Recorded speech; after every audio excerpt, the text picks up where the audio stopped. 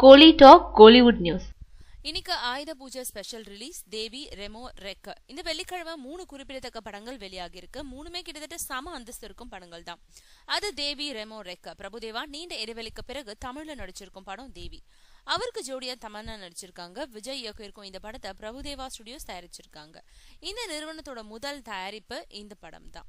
Horror த்ரில்லரா உருவாக்கப்பட்டிருக்கும் இந்த படம் கொஞ்சம் ஓய்ந்திருக்கும் பேய்பட சீசனை உயிர்ப்பிக்குமா பொறுத்திருந்து தான் பார்க்கணும். ரெமோ சிவகார்த்திகேயன் ரொம்பவும் ப்ரமோட் செஞ்ச படம் இந்த ரெமோ. கிருத்தி சுரேஷ், கே எஸ் ரவிக்குமார் உள்ளிட்டோர் நடிச்சிருக்கும் இந்த படத்துக்கு அனிருத் இசையமைச்சிருக்காரு. பாக்யராஜ் கண்ணன் இயக்கியிருக்காரு.